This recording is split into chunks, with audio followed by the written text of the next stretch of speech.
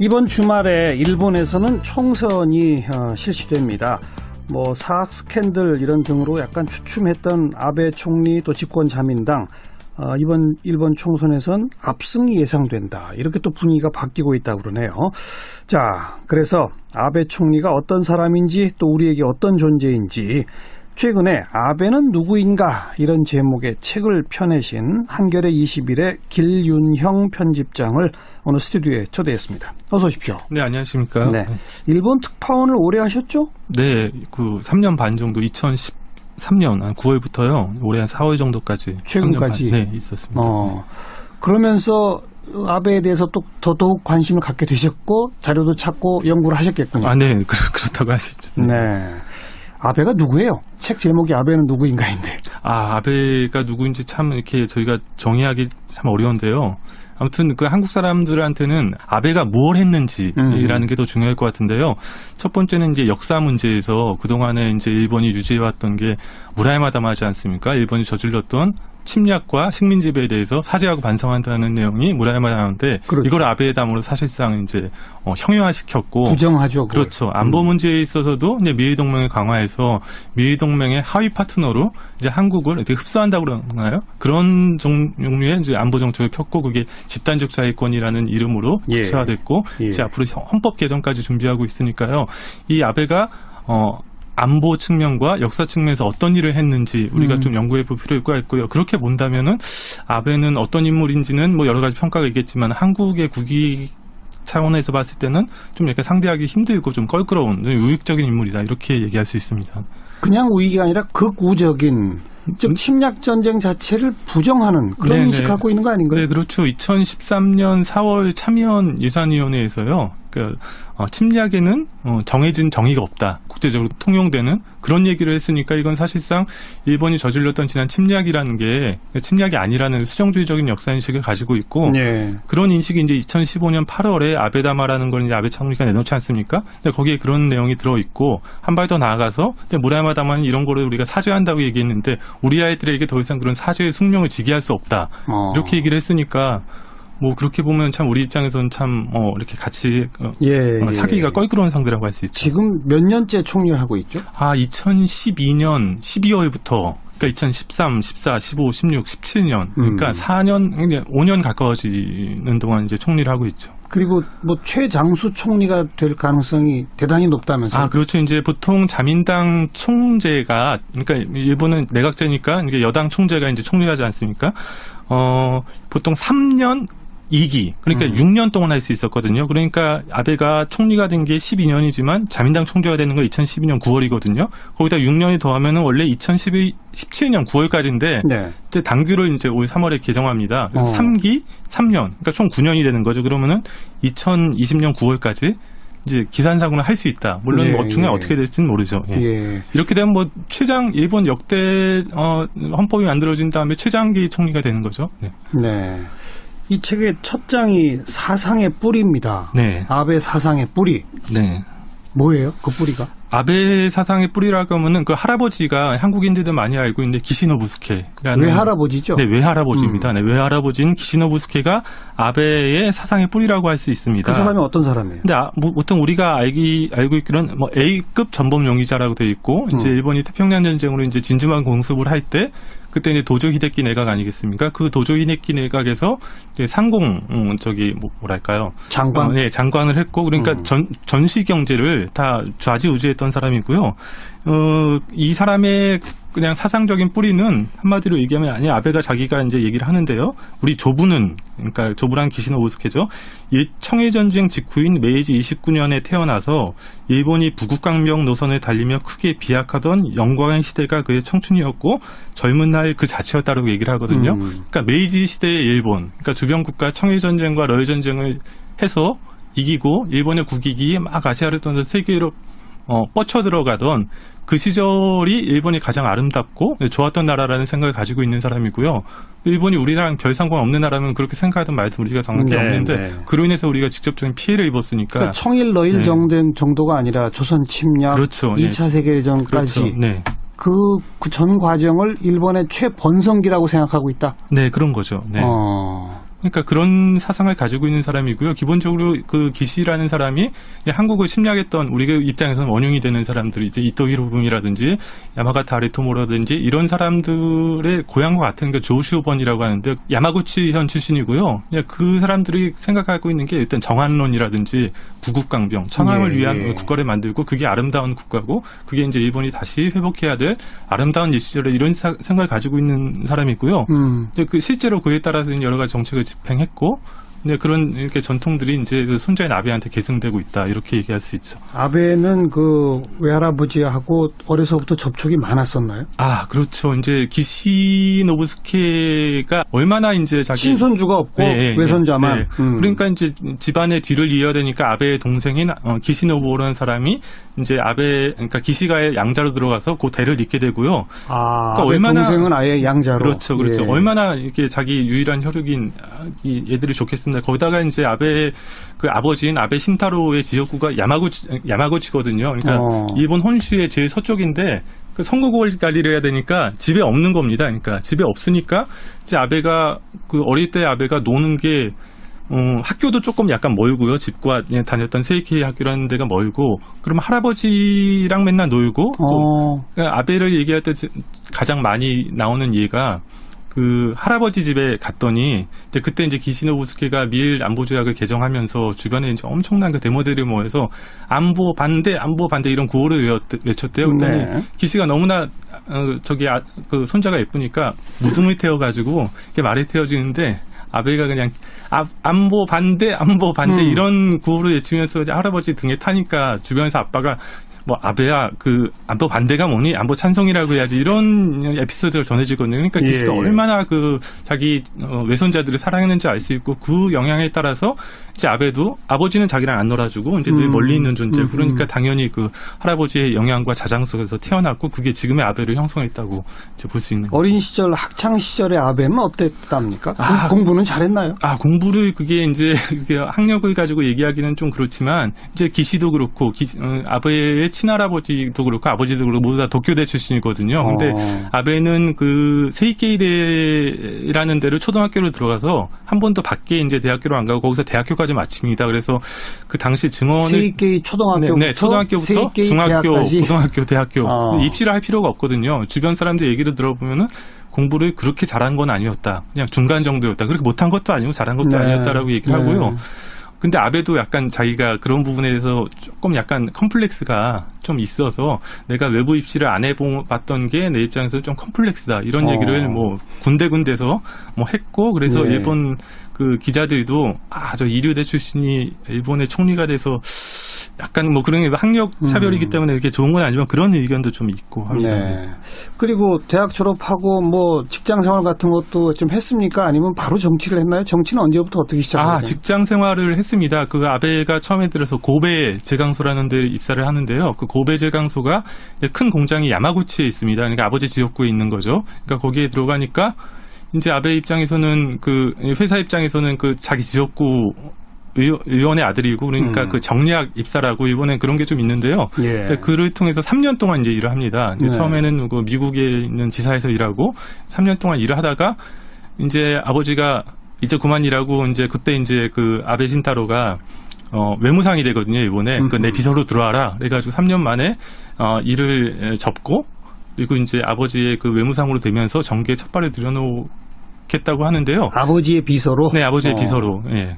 그렇게 되는데요. 그때가 이제 그 재밌는 게 그때 에피소드를 담은 책들을 읽어보면은 이제 그 아베 입장에서는 아베는 어릴 때 되게 착하고 이제 아무 생각 없는 그런 그 도련님 같은 사람이었는데 갑자기 일을 그만두라고 하니까 아베 입장에서 좀 약간 회사에 미안해는 어리다. 그래서 침울해하고 있으니까 위에 상사들이 얘를 이제 그만두게 해야 되니까 그 바로 위에 있는 상사한테 좀 잘 얘기해서 무난하게 그만두게 해라. 그랬더니 그냥 아베가 그랬답니다.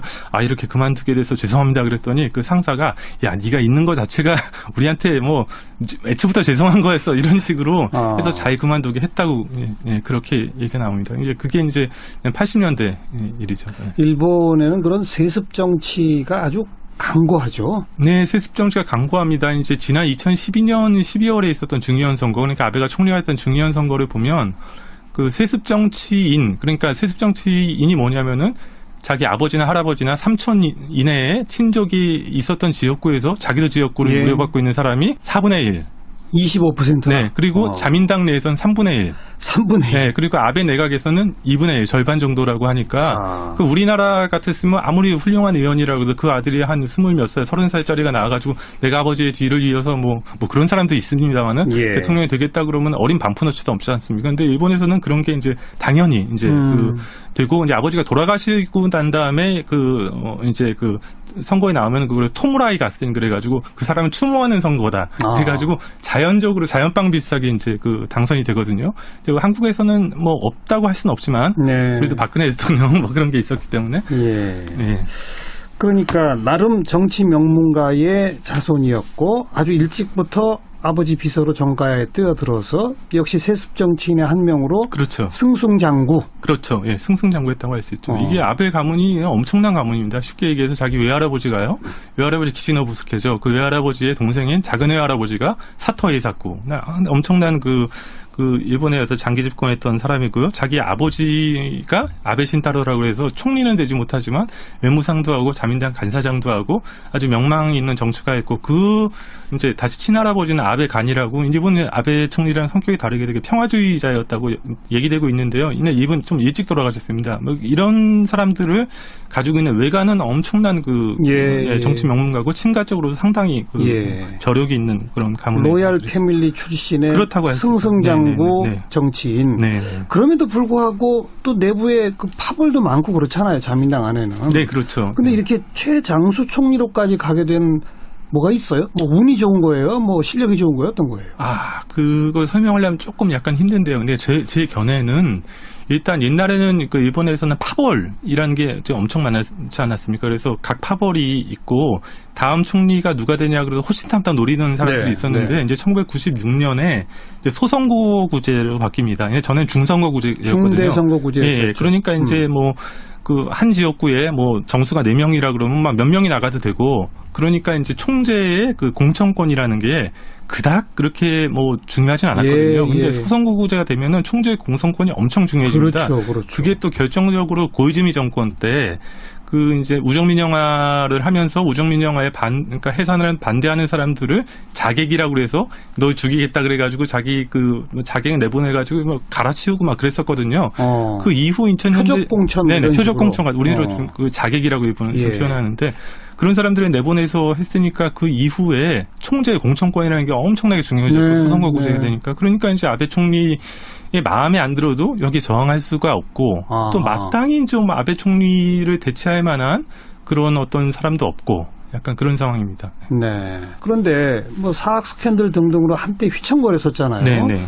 그런데 총선이 이번 주말에 있는데 오히려 휘청거리는 걸 극복하고 압승이 예상된다. 네네. 그 요인으로는 북한 미사일 핵 위협 이걸 많이 꼽던데 맞습니까? 그렇죠. 제가 이제 오기 전에 이제 NHK가 이제 매달 여론조사를 하거든요. 보면은 이제 6월달 이제 이 스캔들이 있긴 했지만 6월달에 아베 정권의 지지율 48%였는데 각해학원 스캔들이라고 이게 결정타가 되면 35%까지 쭉 떨어집니다. 네. 그러다 8월에 조금 회복해서 39%인데 이제 8월 30일에 북한이 이제 ICBM을 쏘고 그렇죠. 이제 9월 초에 9월 3일이었나요? 6차 핵심으로 합니다. 그러니까 이제 44%로 이제 반등이 되는 거죠. 이전만큼은 아니더라도 반등이 되니까 이제 북한발 북풍이죠. 그렇죠. 그러니까 이제 이번 선거가 국난을 돌파하기 위한 해산이다. 그래서 중요한 선거를 해산을 하고 요때를 놓치면은 이제 좀 어렵다고 봐가지고 결단을 내린 거죠. 그래서 이제 보니까 이제 아베한테 좀 유리한 상황인 것 같고요. 제가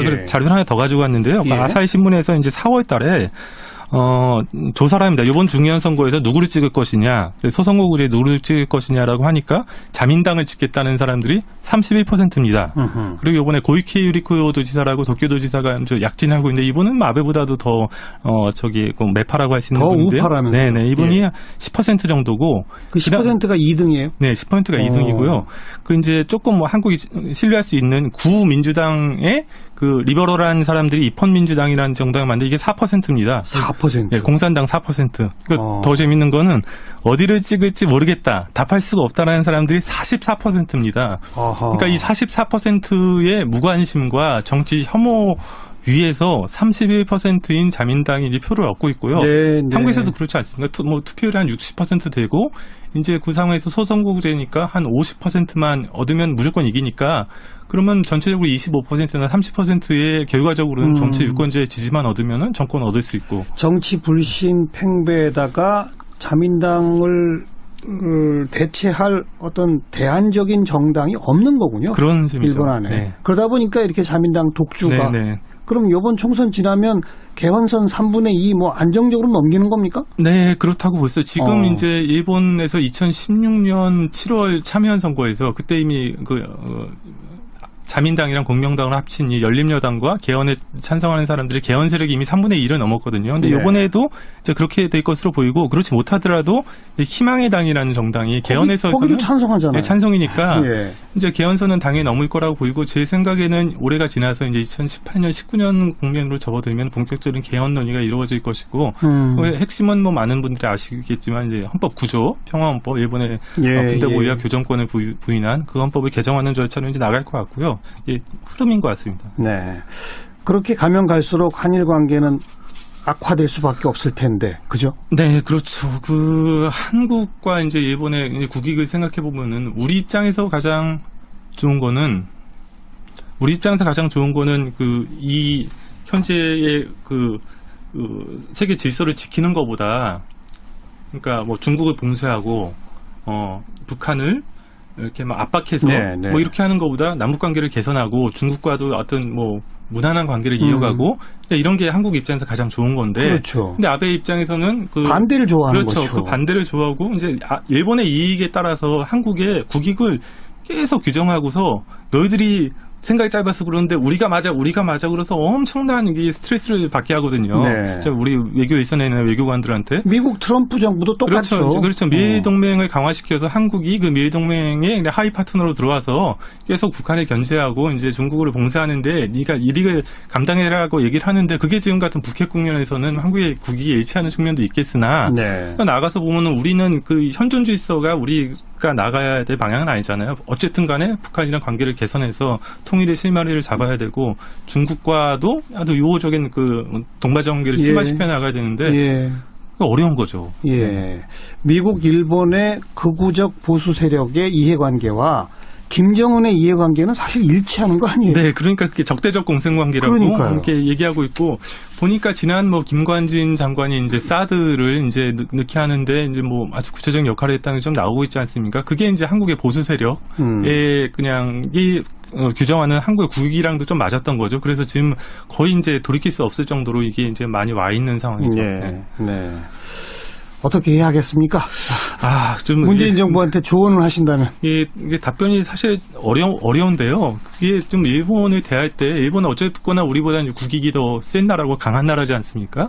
그리고 이제 지금 같은 북핵과 측면에서는 지금 북한을 견제하는 게 봉쇄하는 게 우리한테 약간의 국익에 부합하는 측면도 없다고 할 수 없는 상황이고 이런 상황에서 지금 한국이 좀 외교적인 레버리지를 확보하기 위해서는 더 잘 아시겠지만 남북 관계 개선이 어쨌든 간에 최선일 수밖에 없고 그를 통해서 이제 일본한테 자꾸 일본 너희가 우리를 일본을 지키기 위한 대륙의 공격 그런 방파제 비슷하게 우리도 생각하는데 우리에게도 우리의 국익이 있고 그런 것들을 계속 설득해 나갈 수밖에 없는 거고 우리의 국익은 어쨌든 간에 북한이랑 친하게 지내서 이제 동아시아에서 어떤 갈등 요소를 없애고 중국이랑도 관계를 심화시켜 나가는 게 이게 한국의 국익이다.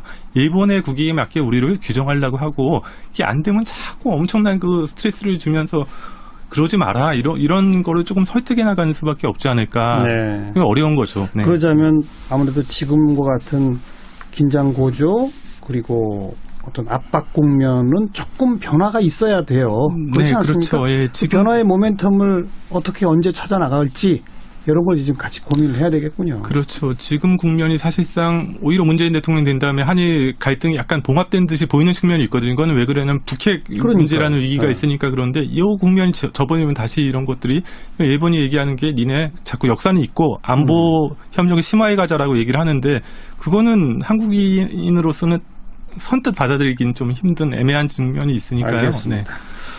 어쨌든 아베는 메이지 유신 시대 또 일본의 침략 전쟁을 가장 좋았던 때로 기억하는 다시 그쪽으로 가고 싶어하는 네. 이런 사람이라는 걸 우리가 그 아름다운 나라라고 이제 아름다운 나라래요 그때가. 네네. 꼭 잊지 말아야 되겠습니다. 오늘 나와주셔서 고맙습니다. 감사합니다. 최근 아베는 누구인가라는 제목의 책을 펴낸 한겨레 21의 길윤형 편집장이었습니다. 별 상관 없는 나라면 그렇게 생각하던 말씀 우리가 정확히 없는데 그로 인해서 우리가 직접적인 피해를 입었으니까 그러니까 청일 러일 정도가 아니라 조선 침략, 그렇죠. 2차 세계대전까지 그렇죠. 네. 그 전 과정을 일본의 최번성기라고 생각하고 있다. 네, 그런 거죠. 네. 그러니까 그런 사상을 가지고 있는 사람이고요. 기본적으로 그 기시라는 사람이 한국을 침략했던 우리 입장에서는 원흉이 되는 사람들이 이제 이토 히로부미라든지 야마가타 아리토모라든지 이런 사람들의 고향과 같은 그 조슈번이라고 하는데 야마구치현 출신이고요. 그 사람들이 생각하고 있는 게 일단 정한론이라든지 부국강병, 청항을 위한 국가를 만들고 그게 아름다운 국가고 그게 이제 일본이 다시 회복해야 될 아름다운 일시절에 이런 생각을 가지고 있는 사람이고요. 그 실제로 그에 따라서 여러 가지 정책을 집행했고, 근데 그런 이렇게 전통들이 이제 그 손자인 아베한테 계승되고 있다 이렇게 얘기할 수 있죠. 아베는 그 외할아버지하고 어려서부터 접촉이 많았었나요? 아, 그렇죠. 이제 기시노부스케가 얼마나 이제 자기 친손주가 없고 외손자만. 그러니까 이제 집안의 뒤를 이어야 되니까 아베의 동생인 기시노부라는 사람이 이제 그러니까 기시가의 양자로 들어가서 그 대를 잇게 되고요. 그러니까 얼마나 동생은 아예 양자로. 그렇죠. 얼마나 이렇게 자기 유일한 혈육인 이 얘들이 좋겠습니다. 거기다가 이제 아베의 그 아버지인 아베 신타로의 지역구가 야마구치거든요. 그러니까 일본 혼슈의 제일 서쪽인데 그 선거구를 관리를 해야 되니까 집에 없는 겁니다. 그러니까 집에 없으니까 이제 아베가 그 어릴 때 아베가 노는 게 학교도 조금 약간 멀고 2017년 9월까지인데 이제 당규를 이제 올 3월에 개정합니다. 그래서 3기 3년, 그러니까 총 9년이 되는 거죠. 그러면은 2020년 9월까지 이제 기산사고는 할 수 있다. 물론 뭐 중에 어떻게 될지는 모르죠. 이렇게 되면 뭐 일본 역대 헌법이 만들어진 다음에 최장기 총리가 되는 거죠. 네. 이 책의 첫 장이 사상의 뿌리입니다. 네. 아베 사상의 뿌리. 네. 뭐예요? 그 뿌리가? 아베 사상의 뿌리라고 하면은 그 할아버지가 한국인들도 많이 알고 있는데 기시노부스케라는 외할아버지죠? 네, 외할아버지입니다. 네, 외할아버지인 기시노부스케가 아베의 사상의 뿌리라고 할 수 있습니다. 그 사람이 어떤 사람이에요? 근데 보통 우리가 알고 있기로는 뭐 A급 전범 용의자라고 되어 있고 이제 일본이 태평양 전쟁으로 이제 진주만 공습을 할 때 그때 이제 도조 히데키 내각 아니겠습니까? 그 도조 히데키 내각에서 상공 뭐랄까요? 장관. 네, 장관을 했고 그러니까 전시 경제를 다 좌지우지했던 사람이고요. 이 사람의 그냥 사상적인 뿌리는 한마디로 얘기하면 아베가 자기가 이제 얘기를 하는데요. 우리 조부는 그러니까 조부란 기시노부스케죠. 청일전쟁 직후인 메이지 29년에 태어나서 일본이 부국강병 노선을 달리며 크게 비약하던 영광의 시대가 그의 청춘이었고 젊은 날 그 자체였다고 얘기를 하거든요. 그러니까 메이지 시대의 일본, 그러니까 주변 국가 청일전쟁과 러일전쟁을 해서 이기고 일본의 국익이 막 아시아를 떠나서 세계로 뻗쳐 들어가던 그 시절이 일본이 가장 아름답고 좋았던 나라라는 생각을 가지고 있는 사람이고요. 일본이 우리나라 집과 다녔던 세이키 학교라는 데가 멀고 그럼 할아버지랑 맨날 놀고 또 아베를 얘기할 때 가장 많이 나오는 예가 그 할아버지 집에 갔더니 이제 그때 이제 기시노부스케가 미일 안보 조약을 개정하면서 주변에 이제 엄청난 그 데모들이 모여서 안보 반대 이런 구호를 외쳤대요. 그랬더니 기시가 너무나 그 손자가 예쁘니까 무등을 태워가지고 이게 말이 태워지는데 아베가 그냥 안보 반대 이런 구호를 외치면서 이제 할아버지 등에 타니까 주변에서 아빠가 뭐 아베야 그 안보 반대가 뭐니 안보 찬성이라고 해야지 이런 에피소드가 전해지거든요. 그러니까 기시가 얼마나 그 자기 외손자들을 사랑했는지 알 수 있고 그 영향에 따라서 이제 아베도 아버지는 자기랑 안 놀아주고 이제 늘 멀리 있는 존재. 그러니까 당연히 그 할아버지의 영향과 자장 속에서 태어났고 그게 지금의 아베를 형성했다고 이제 볼 수 있는 거죠. 어린 시절 학창 시절의 아베는 어땠답니까? 공부는 잘했나요? 공부를 그게 이제 학력을 가지고 얘기하기는 좀 그렇지만 이제 기시도 그렇고 아베의 친할아버지도 그렇고 아버지도 그렇고 모두 다 도쿄대 출신이거든요. 근데 아베는 그 세이케이대라는 데를 초등학교를 들어가서 한 번도 밖에 이제 대학교로 안 가고 거기서 대학교까지 마칩니다. 그래서 그 당시 증언을 세이케이 초등학교부터 초등학교부터 중학교, 대학까지. 고등학교, 대학교 입시를 할 필요가 없거든요. 주변 사람들 얘기를 들어보면은 공부를 그렇게 잘한 건 아니었다. 그냥 중간 정도였다. 그렇게 못한 것도 아니고 잘한 것도 아니었다라고 얘기를 하고요. 근데 아베도 약간 자기가 그런 부분에 대해서 조금 약간 컴플렉스가 좀 나요. 이 아베가 안보 측면과 역사 측면에서 어떤 일을 했는지 우리가 좀 연구해 볼 필요가 있고요. 그렇게 본다면은 아베는 어떤 인물인지는 뭐 여러 가지 평가가 있겠지만 한국의 국위 차원에서 봤을 때는 좀 이렇게 상대하기 힘들고 좀 껄끄러운 우익적인 인물이다 이렇게 얘기할 수 있습니다. 그냥 우익이 아니라 극우적인, 즉 침략 전쟁 자체를 부정하는 그런 네네. 인식 갖고 있는 거 아닌가요? 네, 그렇죠. 2013년 4월 참여연 예산위원회에서요. 침략에는 정해진 정의가 없다. 국제적으로 통용되는 그런 얘기를 했으니까 이건 사실상 일본이 저질렀던 지난 침략이라는 게 침략이 아니라는 수정주의적인 역사인식을 가지고 있고 예. 그런 인식이 이제 2015년 8월에 아베다마라는 걸 이제 아베 참모니까 내놓지 않습니까? 근데 거기에 그런 내용이 들어있고 한 발 더 나아가서 무라야마 다마는 이런 거를 우리가 사죄한다고 얘기했는데 우리 아이들에게 더 이상 그런 사죄의 숙명을 지게 할 수 없다. 이렇게 얘기를 했으니까 뭐 그렇게 보면 참 우리 입장에서는 참 이렇게 같이 사귀기가 껄끄러운 상대라고 할 수 있죠. 지금 몇 년째 총리를 하고 있죠? 2012년 12월부터 그러니까 2013, 14, 15, 16, 17년 그러니까 4년, 5년 가까워지는 동안 이제 총리를 하고 있죠. 그리고 뭐 최장수 총리가 될 가능성이 대단히 높다면서요? 그렇죠. 이제 보통 자민당 총재가 그러니까 일본은 내각제니까 이게 여당 총재가 이제 총리를 하지 않습니까? 보통 3년 2기 그러니까 6년 동안 할 수 있었거든요. 그러니까 아베가 총리가 된 게 12년이지만 자민당 총재가 되는 건 2012년 9월이거든요. 거기다 6년이 더하면은 원래 이번 주말에 일본에서는 총선이 실시됩니다.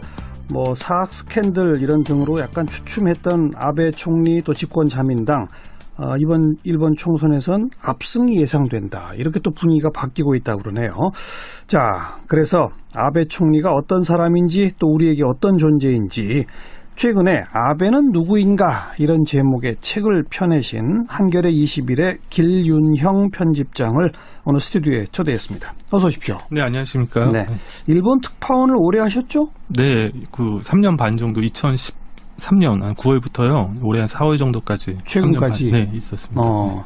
그러면서 아베에 대해서 또 더더욱 관심을 갖게 되셨고 자료도 찾고 연구를 하셨겠군요. 네, 그렇다고 할 수 있죠. 네. 아베가 누구예요? 책 제목이 아베는 누구인가인데. 아베가 누구인지 참 이렇게 저희가 정의하기 참 어려운데요. 아무튼 그 한국 사람들한테는 아베가 뭘 했는지라는 게 더 중요할 것 같은데요.